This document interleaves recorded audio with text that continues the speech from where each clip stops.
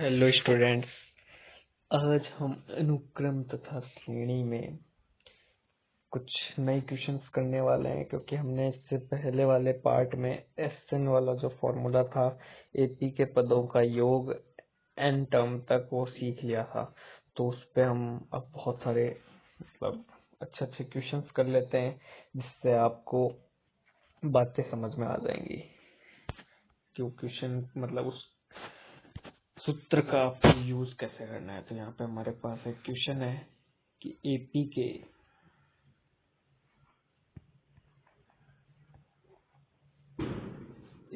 के कितने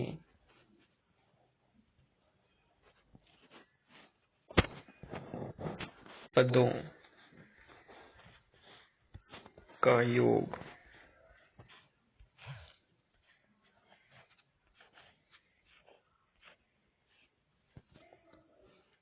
इक्यानवे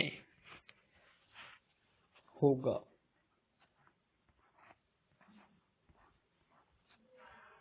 यदि यदि यदि T3। वैसे मैं आपको बता दूं, ये तो मैं क्वेश्चन को थोड़ा सा इजी बनाने के लिए लिख रहा हूँ, पर आपको क्वेश्चन ऐसा दिखेगा नहीं। T3 या फिर T9 और जो भी मैं लिखूंगा अभी, वो ऐसा कुछ नहीं लिखा हुआ दिखेगा। क्वेश्चन कैसा लिखा रहेगा कि यदि इसका तीसरा पद, तो आपको पहचानना पड़ेगा कि ये T3 है। तो यदि T3 नो हो,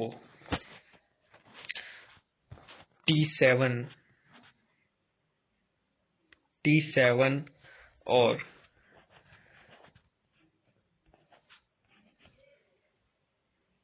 T2 के पदों का अंतर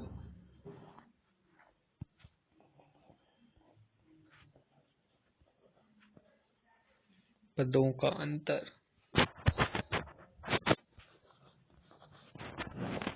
20 हो। तो देखो, बहुत ही इजी सा क्वेश्चन है। वैसे तो क्या करना है, ध्यान से सुनो।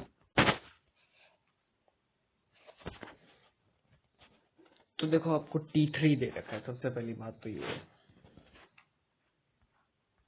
क्वेश्चन को ध्यान से पढ़ो और उसको समझने की कोशिश करो। T3 दे रखा है। T3 को आप क्या लिख सकते हो, A+2D। ये कितना दे रखा है, 9 दे रखा है। ये आप समीकरण नंबर 1 मान लो।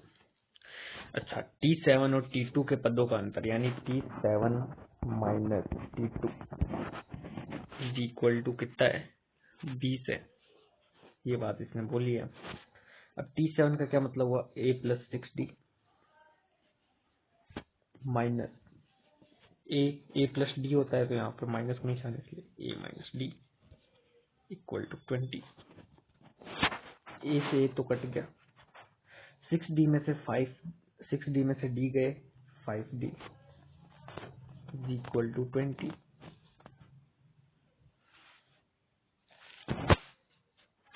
तो यहाँ से D की वैल्यू क्या आ जाएगी, 4। अब जब D की वैल्यू आ जाती है, तो आप इसे समीकरण नंबर 1 में रख दे। समीकरण नंबर 1 में रखूंगा A+2D, यानी 4 दूनी 8 इज इक्वल टू 9। तो A की वैल्यू क्या आ जाएगी, 1 आ जाएगी। पर लेकिन हमसे क्या पूछा कि एपी के कितने पदों का योग 91 है। तो ये क्वेश्चन हमसे पूछ लिया है, यानी कि आपको पदों का योग पहले से ही दे रखा है। तो अब आप क्या करोगे, देखो आपको एसएन की वैल्यू आपको दे रखी है। एसएन की वैल्यू कितनी दे रखी है, 91। तो अब आप फॉर्मूला लगा दो, क्या होता है, n/2 2a plus n-1 d is equal to 91। अब वैल्यू रखना स्टार्ट करो। n की वैल्यू तो हमें फाइंड करनी है, तो n/2 हो गया 2a। 2a का मतलब a की वैल्यू 1 है, तो यहाँ पे वैल्यू क्या आ जाएगी, 2 आ जाएगी, प्लस n-1।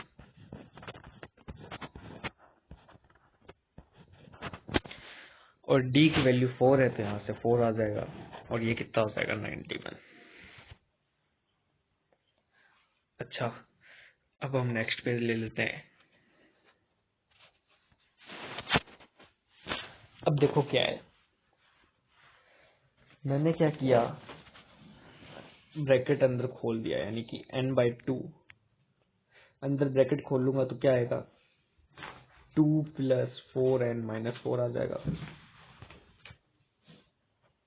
4n-4 = 91। अब यहाँ से n/2 यहाँ पे क्या आ जाएगा, 4n-2 = 91। ठीक है, इतनी बात क्लियर है। अब इस 2 की डिवाइड, मतलब इस n/2 से मैं अंदर गुणा करवा दूंगा, तो अंदर गुणा कराने पे n/2 से अंदर गुणा कराने पे क्या आ जाएगा, n2n-1 आ जाएगा। क्यों, क्योंकि देखो इधर अंदर गुणा होगी तो 2 से 4 कितनी बार जाएगा, 2 बार जाएगा, और 2 से 2 एक बार, तो यहाँ से क्या आ जाएगा 91। अब आप इधर क्या करो, इनटू बराबर 2n² - 2 = 91, 2n² - 2 - 91 = 0। अब देखो इसको आप इसके गुणनखंड करोगे तो क्या आएगा, 2n² 91, और यहाँ से कितना हो जाएगा, 14 × 13, 40। हमने इधर गड़बड़ कर दी ना, एक चीज तो लिखी ही नहीं हमने। ये देखो 2n² - 2n, सॉरी माइनस का n आएगा, क्योंकि हमने इधर गुणा करवाई है ना, मैंने 2 लिख दिया गलती से, इसलिए तभी मैं देख रहा हूँ कि इधर फैक्टर हो क्यों नहीं रहे।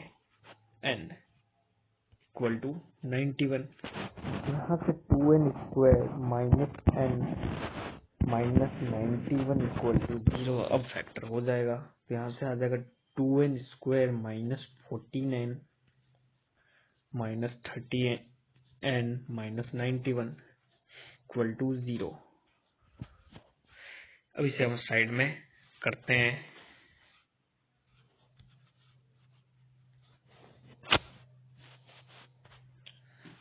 अब देखो यहाँ से क्या आ जाएगा, इधर 2n कॉमन ले लो, तो 2n मैंने कॉमन ले लिया, तो अंदर क्या बचेगा, n-7, और यहाँ से -13 कॉमन लो तो अंदर क्या बचेगा, सॉरी +13 कॉमन लोगे तो अंदर क्या बचेगा, n-7 = 0। अब यहाँ से क्या आ जाएगा, n-7 2n + 13।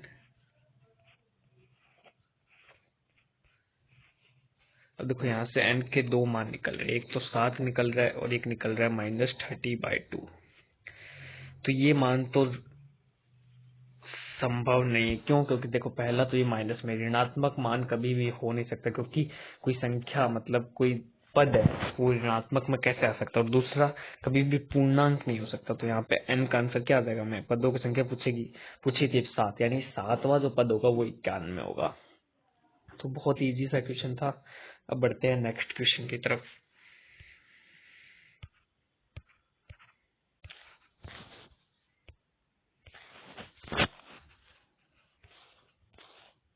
तो हमने इधर नेक्स्ट क्वेश्चन अब करते हैं। अब जो हम क्वेश्चन करने वाले हैं ना, वो क्वेश्चन में AIEEE ने पूछ रखा है। यानी पहले तो देखो क्या होता था, इंजीनियरिंग एग्जाम होते थे ना, उसमें AIEEE भी होता था, यानी ऑल इंडिया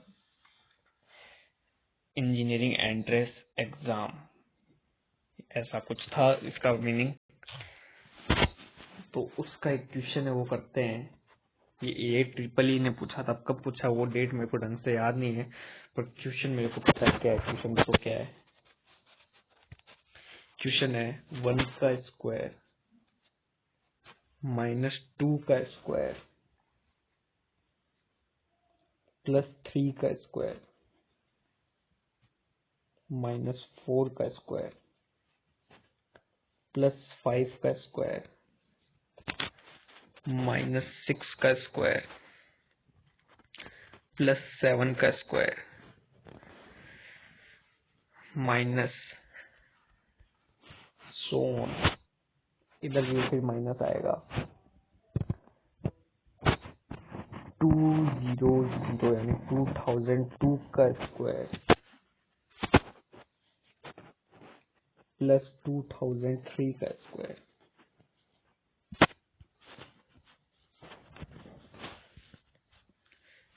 पदों का योग ज्ञात करो।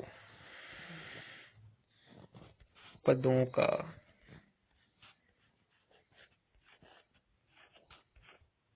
योग ज्ञात करो। ये क्वेश्चन है और ये किसने पूछा था? AIEEE ने।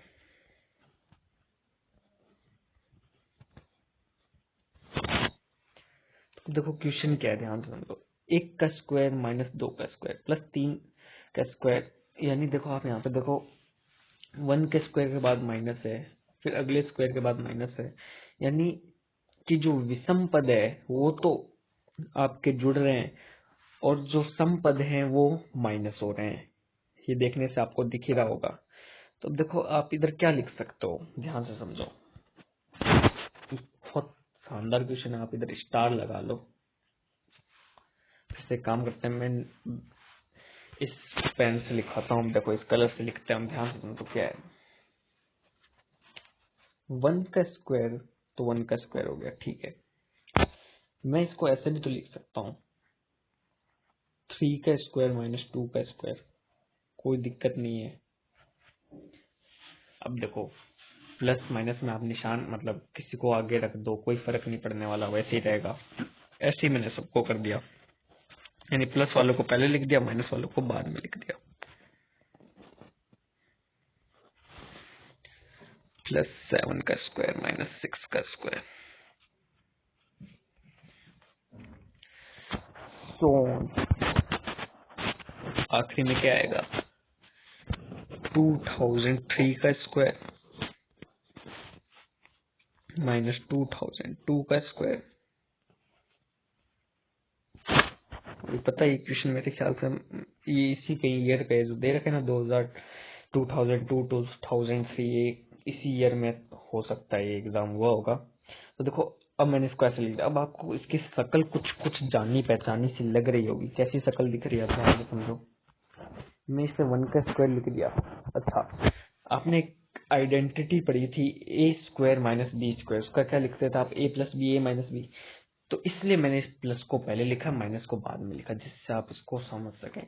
तो अब मैं इधर क्या लिख सकता हूँ? 3 प्लस 2, 3 माइनस 2 प्लस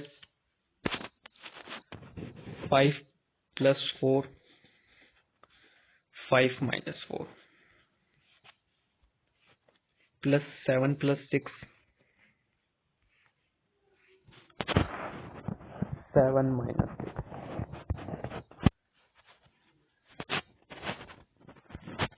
2003 प्लस 2002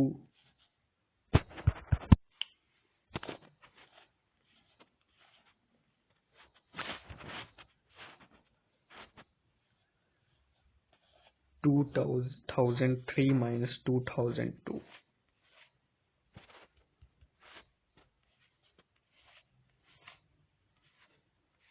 ठीक है, तो हमने ये सब कुछ लिख दिया। अब देखो इसके आगे आप क्या कर सकते हैं, ध्यान से समझो। अब क्वेश्चन तो खत्म ही हो गया, यूँ समझ लो। अब इधर मैं एक बार इससे समझाने की कोशिश करता हूँ। देखो मैं क्या कर रहा हूँ, ध्यान से समझो। 3 माइनस 2 ये वैल्यू क्या देगा? 1 देगा। 5 माइनस 4 ये वैल्यू 1 देगा। 7 माइनस 6 1 देगा। और 2003 माइनस 2 1 देगा। अब ये 3 प्लस 2 3 माइनस 2 ये दोनों एक दूसरे के मल्टीप्लीकेशन में, चूंकि ये वैल्यू हमें क्या दे रही है? 1 दे रही है। ये वैल्यू सॉरी ये वैल्यू क्या दे रही है? 1 दे रही है। ये वैल्यू 1 दे रही है। ये वैल्यू 1 दे रही है। ये सारे एक दूसरे के मल्टीप्लीकेशन में, तो इसका मतलब ये, और जो हमारे पास अब पद रह जाएगा, देखो 1 का स्क्वायर तो 1 ही रहता है, 1 का स्क्वायर 1 रहता है। 3 + 2 कितना हो गया, 5 हो गया, और 3 - 2 क्या हो गया, 1 हो गया, तो इधर से 5 आएगा। वैसे 5 + 4 9 हो जाएगा, और 7 + 6 कितना हो जाएगा, 13। ऐसे आखिरी में क्या आ जाएगा, अब यहाँ पे आपको एकदम हमने इसका सरलतम रूप लिख लिया। अब 2003 और 2002 कितना हो जाएगा, 4005 हो जाएगा।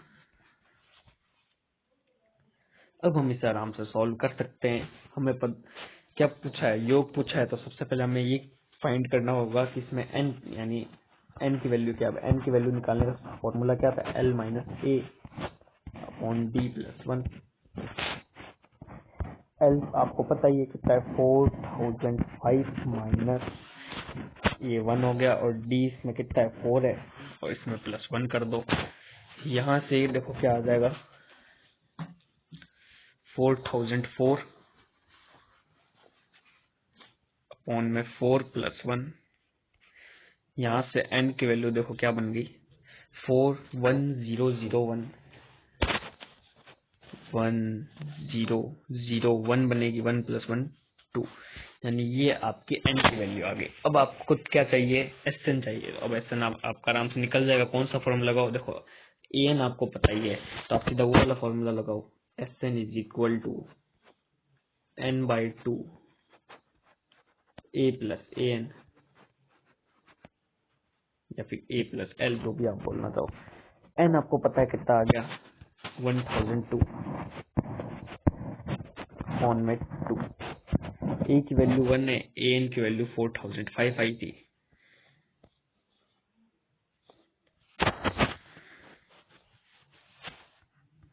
ये कितना हो जाएगा, देखो 501, और ये कितना हो जाएगा, 4006। अब देखो, अब आप इसे मल्टीप्लाई कराओगे ना, तो इतना शानदार सा नंबर आता है, आप खुद हैरान हो गए। देखो मैंने तो पहले से मल्टीप्लाई करवा रखा है, तो इसलिए मैं सीधा ही लिख देता हूँ इसके आगे, 200 706, ये आंसर आएगा आपका। क्लियर है, बोलो। 200 706, बहुत शानदार सा आंसर है इसका। अब जो क्वेश्चन करने वाले हैं वो भी बहुत ज्यादा इंपॉर्टेंट क्वेश्चन है, इसलिए एकदम ध्यान से समझना, नहीं तो समझ नहीं आएगा। अब देखो क्वेश्चन क्या है, ध्यान से समझो। क्वेश्चन लिखते हैं। अब देखो क्वेश्चन बहुत ही ज्यादा इंपॉर्टेंट, बहुत ज्यादा, इसलिए एकदम ध्यान से समझना। ये जो मैं स्टार लगा रहा हूँ ना, इससे आप ये समझ जाना क्वेश्चन बहुत इंपॉर्टेंट है, ठीक है। काम करते हैं, ये जो हमने अभी ऊपर क्वेश्चन किया था ना, वो काफी जगह घेर रहा है, उसे थोड़ा सा छोटा कर लेते हैं, जिससे हमारा फायदा हो जाएगा।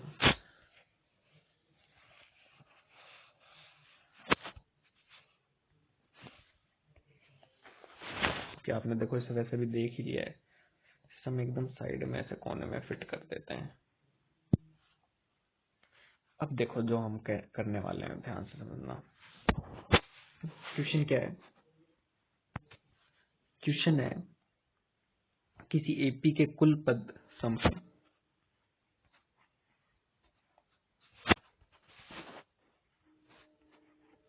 किसी एपी के कुल पद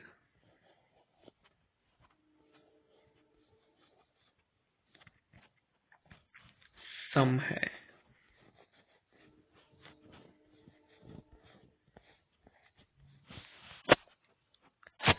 तथा विषम पदों का योग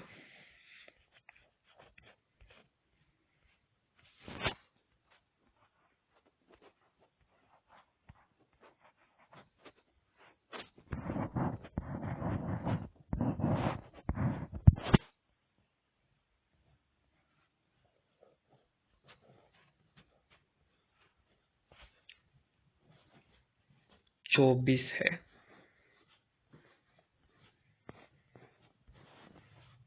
तथा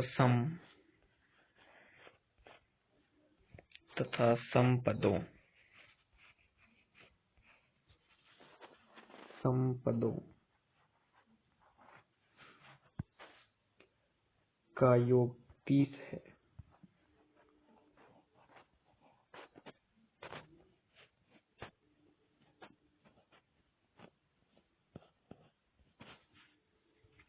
है। तथा अंतिम पद प्रथम पद से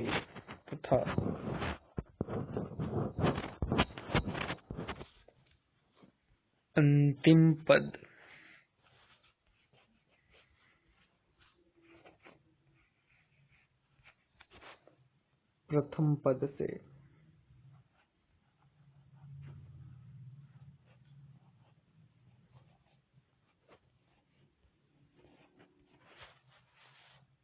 21/2 अधिक है।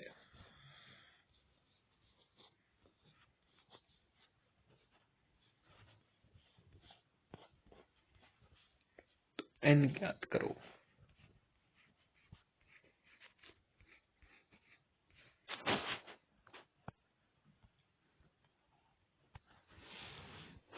ये क्वेश्चन है, वो बहुत ही ज्यादा शानदार क्वेश्चन है, इसलिए एकदम ध्यान से समझना। इसको भी हम थोड़ा सा छोटा कर देते हैं।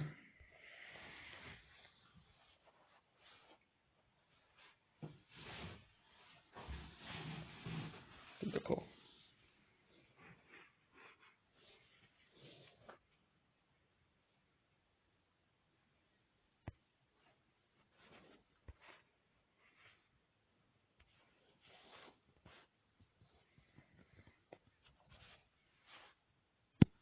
आपने क्वेश्चन तो देख ही लिया, तो इसलिए मैंने इसको थोड़ा सा छोटा कर दिया। अब देखो क्या करना है, ध्यान से समझो।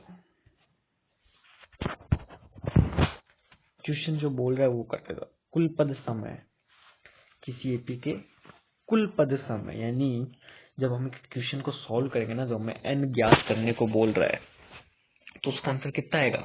कोई सम संख्या आएगी, कोई विषम संख्या नहीं आएगी। इस बात का ध्यान रखना, क्योंकि इस क्वेश्चन ने बोल दिया है। तथा विषम पदों का योग 24 है, यानी जो भी हमारे सम, इसमें जो हमारे पद आएंगे, तो जो सम संख्याएं में आएगा आंसर, तो उसमें विषम पद तो होंगे ही। तो विषम पदों का योग हमें क्या दे दिया? 24 दे दिया है। अच्छा, विषम पदों का योग 24 है तथा सम पदों का योग 30 है, यानी उसमें जो सम पद होंगे उसका योग कितना होगा? 30 होगा। इसको देखो, समझने की कोशिश करो। कहना क्या था, जैसे मान लो ये पद है हमारे, ये कुछ पद है, तो इसमें ये पहले को छोड़ दो, तो सॉरी, पहला क्या आपका विषम है, तो मैं एक बार से वी से डिनोट कर देता हूँ। दूसरा सम है, तीसरा विषम है, चौथा सम है, पांचवा विषम है, छठा सम है, सातवां विषम है।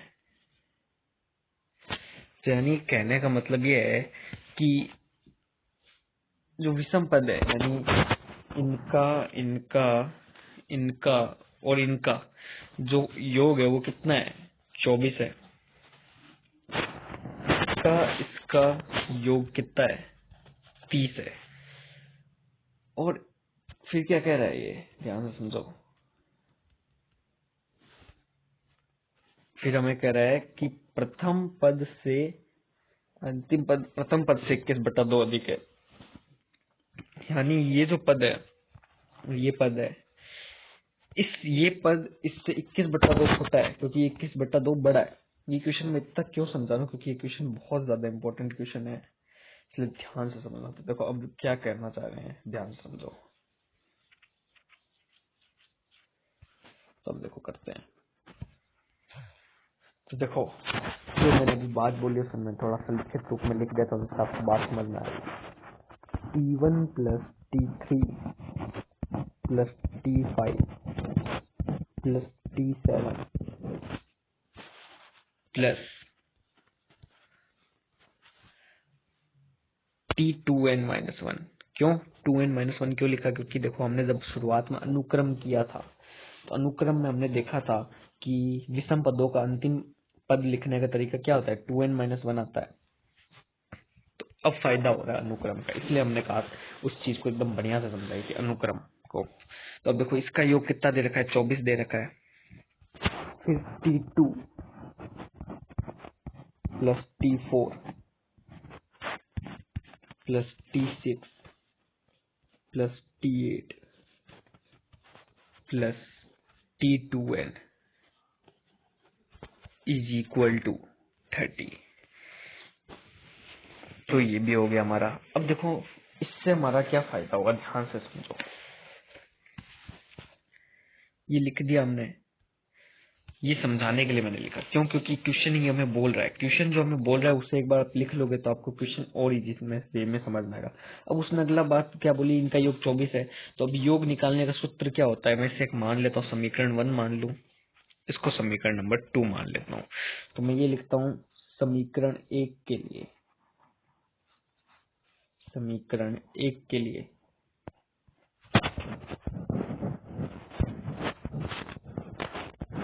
समीकरण 1 के लिए समीकरण 1 के लिए हम क्या कर रहे हैं कि योग निकालने का सूत्र लिखते हैं n/2 2a प्लस n-1। अब इधर सबसे जरूरी बात है कि इधर d क्या होगा, इधर d पता है क्या होगा, 2d होगा। क्यों? क्योंकि इधर देखो आपका एक पद नहीं दिया हुआ, इधर सारे विषम पद दे रखे हैं। ये थोड़ा सा ऐसे सही कर दे तो चलेगा हमारा, ये 2 जैसा दिख रहा है ना, T3। हाँ, तो अब देखो T1 प्लस T3 दे रखा है, इसमें बीच वाला पद नहीं है, तो इसलिए इधर जो D बनेगा वो क्या बनेगा, 2D बनेगा, कि हमें बीच वाला पद नहीं पता। अब D तब बनता जब इसमें एक पद होता। तो अब ये हमारा D हो, मतलब 2D हमने लिख दिया, ये D बन गया, ये हो जाएगा 24। सेम ऐसा नीचे वाले में भी, क्योंकि नीचे वाले में भी एक पद गायब रहे है सब में, देखो T2 T4 T6 3 5 नहीं है। तो अब देखो समीकरण 2 के लिए, समीकरण 2 के लिए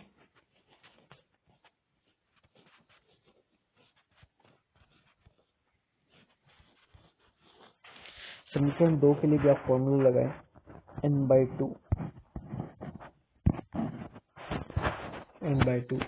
2 पर, लेकिन इधर इस बार इसमें a बदलेगा। क्यों बदलेगा, देखो ये जो दूसरी एपी है आप जो देख रहे हो T2 प्लस T4, उसमें दूसरे पद से स्टार्ट, और दूसरे पद को आपको पता है क्या लिखते हैं, a प्लस डी लिखते हैं, यानी इस बार जिसका a है ना वो a प्लस डी होगा। ये चीज की खास बात थी, इन दोनों बातों को ध्यान से समझ लेना। प्लस n-1, ये 2D तो हो गई, इज इक्वल टू 30।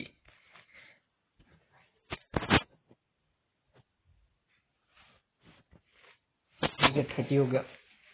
अब ये दोनों दो आंसर आए हैं हमारे। अब हम क्या करने वाले, ध्यान से समझो। मैं इसको भी समीकरण नंबर लिख देता हूँ 3, इसको लिख देता हूँ समीकरण नंबर 4। अब हम समीकरण 3 और समीकरण 4 को थोड़ा सा और हल करेंगे ना, तो हमारा आंसर और बढ़ जाएगा। तो इसके लिए हमें नेक्स्ट पेज लेने की आवश्यकता पड़ेगी।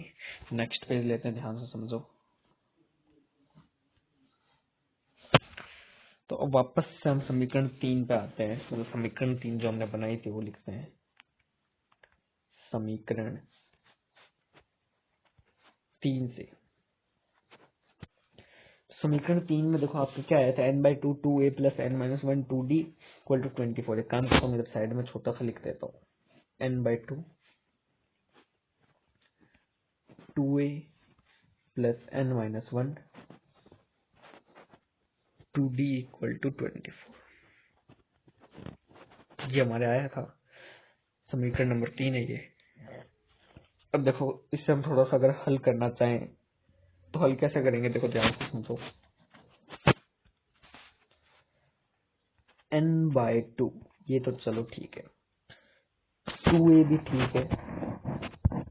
इस 2d की अगर मैं अंदर ब्रैकेट में गुणा करवा दूं तो हमारा फायदा हो जाएगा। क्या फायदा होगा, देखो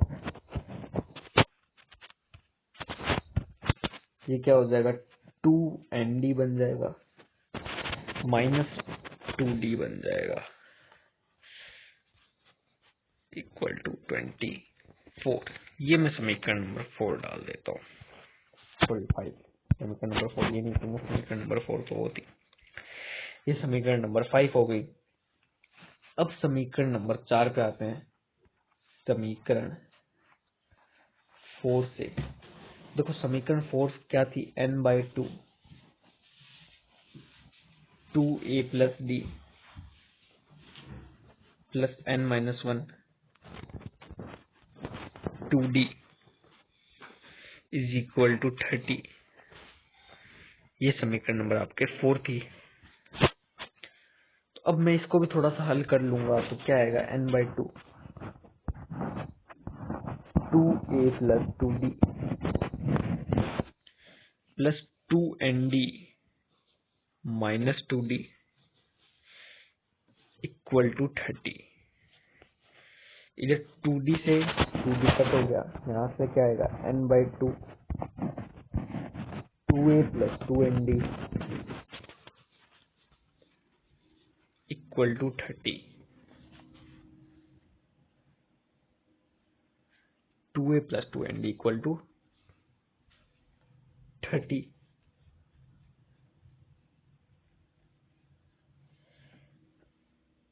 अब हम क्या करते हैं, फिर समीकरण नंबर आपके जो हमने क्या बोलते हैं 5 बनाई थी, अब इस पर वापस से आते हैं। तो देखो, ये जो क्वेश्चन है ना, ये तो मैं आपको मैं कह रहा था कि ये क्वेश्चन मैं आपको इतना विस्तार रूप में बता रहा हूँ, पर अगर ये जेई में आ जाता है तो आपको इतना बड़ा नहीं करना है। आपको आपको ये ऐसा इतना कुछ नहीं लिखना है कि समीकरण 3 से, समीकरण 4 से, क्योंकि उधर तो टाइम देखो हर क्वेश्चन का बहुत कम होता है। आपको ज्यादा से ज्यादा 1.5 मिनट मान लो आपको हर क्वेश्चन को देना पड़ेगा, क्योंकि उधर बहुत सारे क्वेश्चन करने हैं। आपको टोटल 75 क्वेश्चन करने पड़ेंगे। तो 75 क्वेश्चन करोगे तो उधर इतना सारा कुछ थोड़ी ना लिखोगे, समीकरण 3 से, समीकरण 4 से, ऐसा कुछ नहीं लिखोगे। आपको ये सब ध्यान रखना पड़ेगा मन में। ये तो मैं आपको समझाने के लिए इतना सारा कुछ लिखवा रहा हूँ। देखो, हमें समीकरण 5 में फिर से आना पड़ेगा। देखो, समीकरण 5 क्या कहती है, ध्यान से समझो। काम करते हैं, समीकरण जो 5 है ना आपकी, इसे हम कॉपी कर लेते हैं।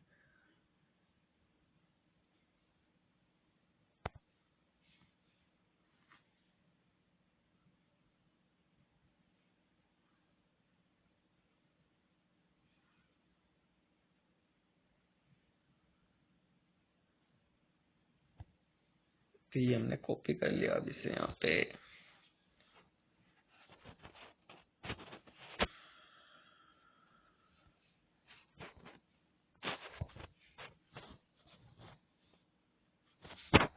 हाँ, ये आपके समीकरण 5 थी।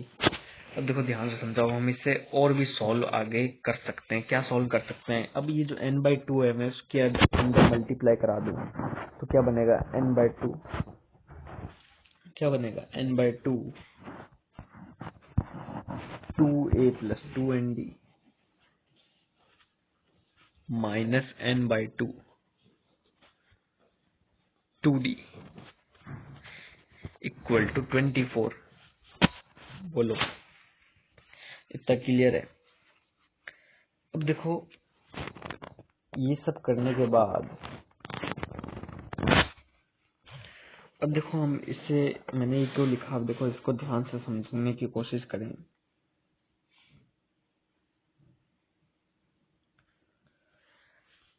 तो ये देखो, ये जो पद है, ये वाला पद, ये आपको कहीं देखा हुआ सा लग रहा होगा।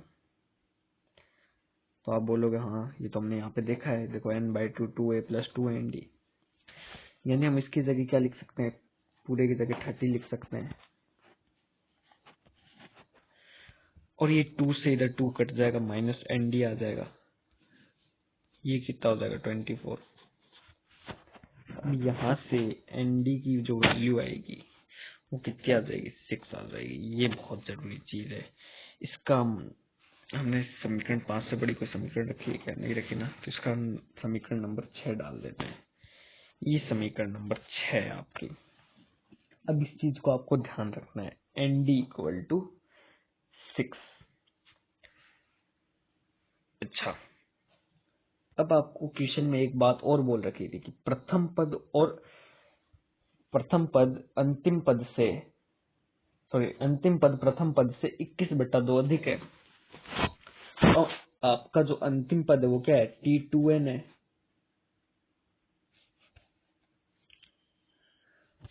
T2n है। तो एक इसके लिए मेरे को आपको शुरुआत में जाना पड़ेगा, जहां से हमने इस क्वेश्चन की शुरुआत की थी, तभी आपको बात समझ में आएगी। हाँ, ज्यादा पीछे आ गए। हाँ, तो ये जो हमने क्वेश्चन किया था, यहाँ से हमने इस क्वेश्चन की शुरुआत की थी। अब देखो इसमें जो अंतिम पद है, हमें बोला है कि अंतिम पद प्रथम पद से 21/2 गुना अधिक है। यानी अंतिम पद तो यही होगा, क्यों? क्योंकि मैंने आपको ये वाला एग्जाम्पल जो दिया था, इसमें अंतिम पद आपका क्या है, ये T2n है, और प्रथम पद तो इस एपी का ये है। ये दोनों एक दूसरे से रिलेटेड है। अब जो बात है वो क्या आएगी, तो ध्यान से समझना।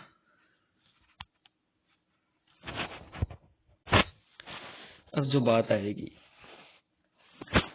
कि T2n minus T1 equal to 21/2, ये बात बहुत जरूरी है। अब T2n को आप क्या लिख सकते हो, देखो T2n माइनस T1, तो अब इसे क्या लिख सकते हो, T2n को a plus 2n minus d, जैसे a plus n minus 1d लिखते हैं, तो वैसे मैं इसको क्या लिख दिया, 2n माइनस 1d। और T1 का मतलब क्या हुआ, a हुआ, और ये 21/2 चल रहा है हमारे, a से a कट हो गया, 2n माइनस 1d। तो यहाँ पे आप मल्टीप्लीकेशन कराओ, 2nd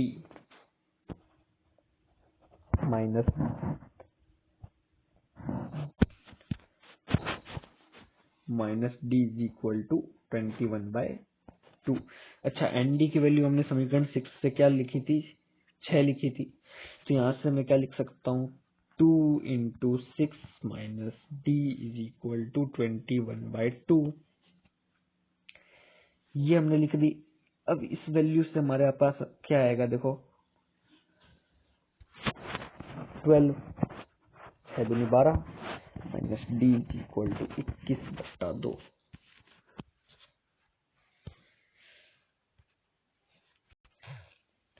अब देखो यहाँ से d की वैल्यू क्या बनेगी, d is equal to 12 minus 21/2।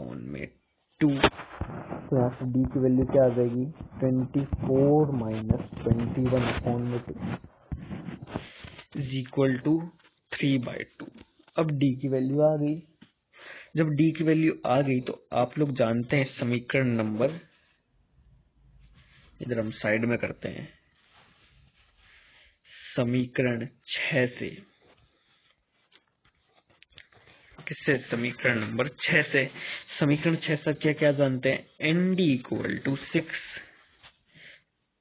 n की वैल्यू हमें चाहिए और d की वैल्यू हमने निकाल ली, 3/2 इज इक्वल टू 6। तो यहाँ से आंसर क्या आएगा, n इक्वल टू 12/3, तो n की वैल्यू क्या आ गई, 4।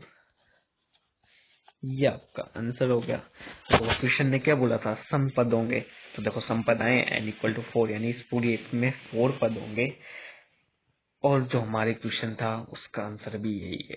तो क्वेश्चन बहुत शानदार था, थोड़ा लेंथी क्वेश्चन था, क्योंकि इस क्वेश्चन में समझाने वाली बातें ज्यादा थी। तो इसलिए इस क्वेश्चन पर अगर कोई भी दिक्कत हो तो आप वीडियो को दोबारा जरूर देखें। तो आज के लिए बस इतना ही, फिर हम मिलेंगे, और हम मिलेंगे न्यू कॉन्सेप्ट के साथ, जो कि बहुत जरूरी है। आज की क्लास ओनली फॉर क्वेश्चंस के लिए थी, और आगे भी हम बहुत सारे क्वेश्चन करते रहेंगे। इस चैप्टर में क्वेश्चन बहुत ज्यादा है। तो फिर मिलते हैं, नेक्स्ट क्वेश्चन और भी करेंगे, और जेई के क्वेश्चन भी करेंगे। Thank you.